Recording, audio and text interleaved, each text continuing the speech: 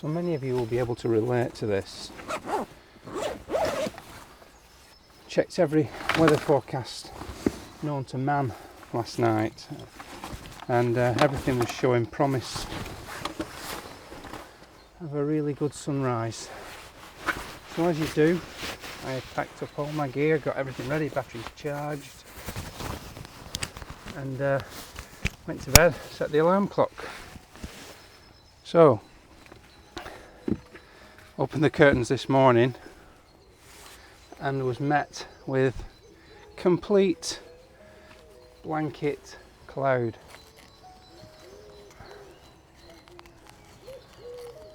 But when you only get one opportunity in the week, as is the case with me this week, to actually get out and do some photography, you've got to try and get out and make it count. So rather than adapt my style, which is often the case when the light's not doing what I expect it to, generally speaking, with flat overcast light I would shoot waterfalls or woodland plants, but I really fancied shooting what I'm going to shoot today, so I'm going to go anyway, just because it's something I haven't done for a few months, and to be honest, I was really quite looking forward to it, so I'm going to do it anyway.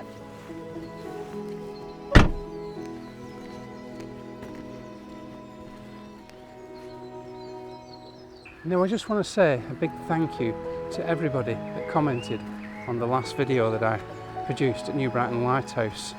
I asked a question at the end of that film about whether you all wanted to see failures as part of the channel, and the response was just amazing. I was really quite flattered by the amount of people that took the time out of their day to write a few words.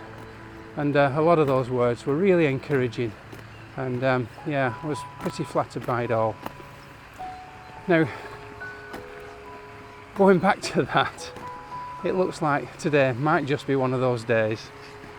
The light is a little bit brighter, has a little bit of colour, but all in all, it's not really gonna do what it said on the tin. But I'm here now. I think once you've prized yourself out of bed and made the effort to get somewhere, it's always worth having a crack at it, and that's what I'm going to do this morning, and hopefully come away with something rather than nothing, which is what would have been the case had I stayed in bed this morning. So let's see how we get on.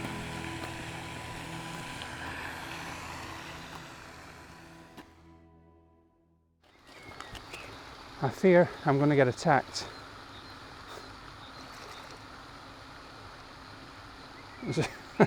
A rather aggressive swan, not very happy with my camera gear. I'm afraid his young lady is nesting not too far away, and bless him, he's lovely, but doing a good job defending his partner. But anyway, I'll crack on.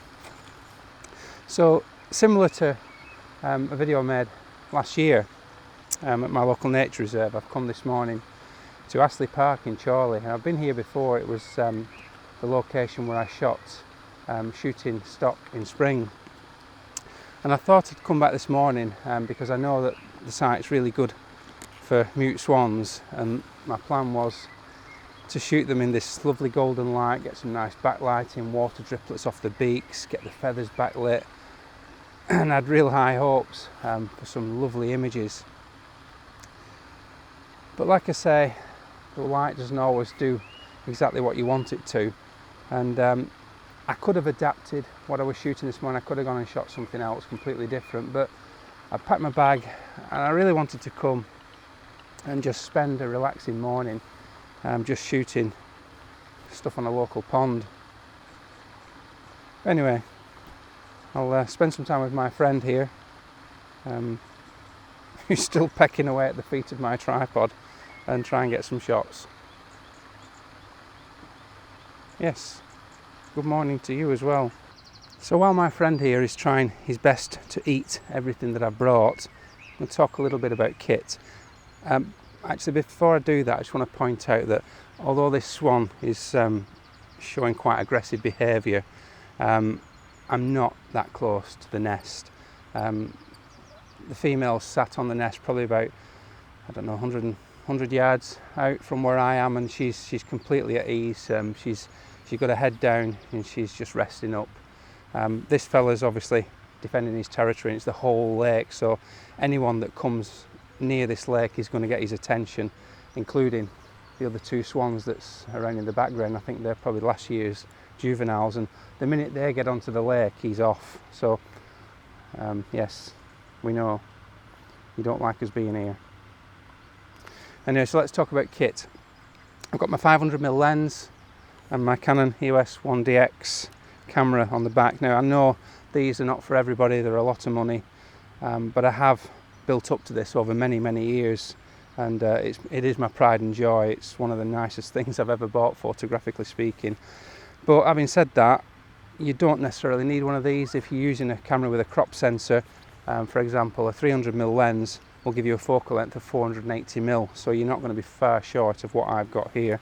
The reason I like a big 500mm lens like this is because my camera is a full frame camera, and I don't get that extra reach that a crop sensor would give me, so it's pretty necessary for me to get a 500mm lens for this camera.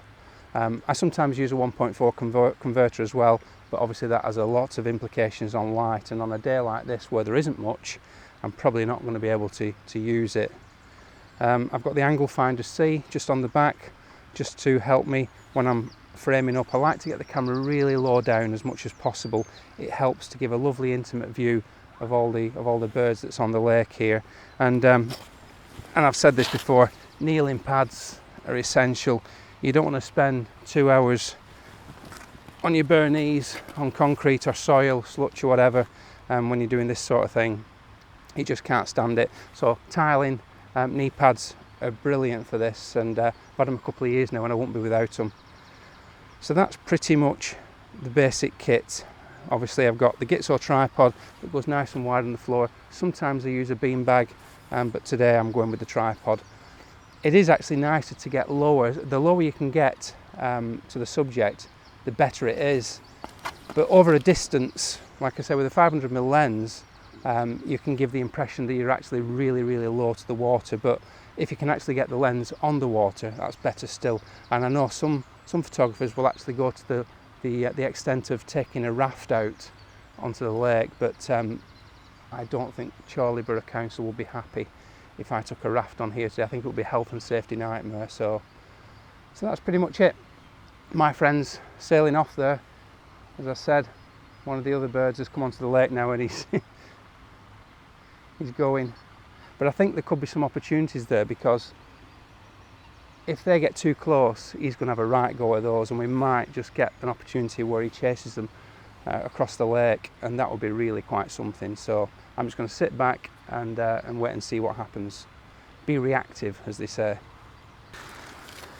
So I'm just watching the male swan. He's gone and left me alone for a few minutes. He's gone to the other side, and I'm waiting for the point where he comes back now, and hopefully he'll show his nice aggressive posture as he comes paddling back over to this side of the lake.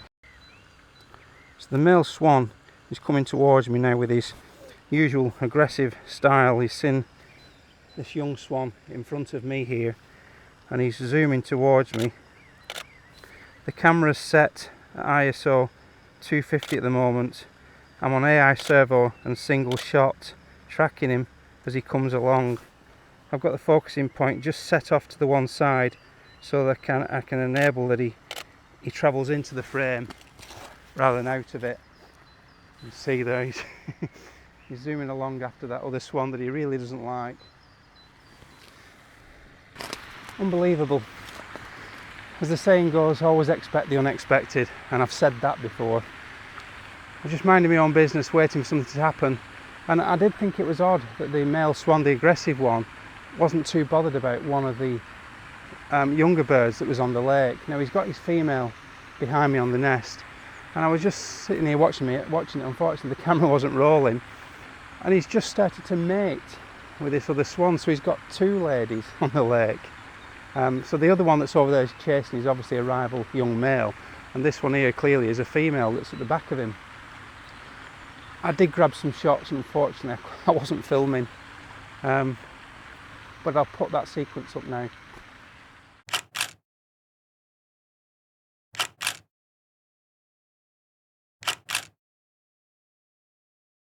It's actually amazing I got anything. I'm just reviewing the images, and I know you've just seen them, but I'm literally shooting on something like a 50th of a second. 50th of a second. Yeah, 50th of a second at f4. How I got some of those sharp is beyond me. I did have the image stabilisation switched on. I just flicked it over just before I started.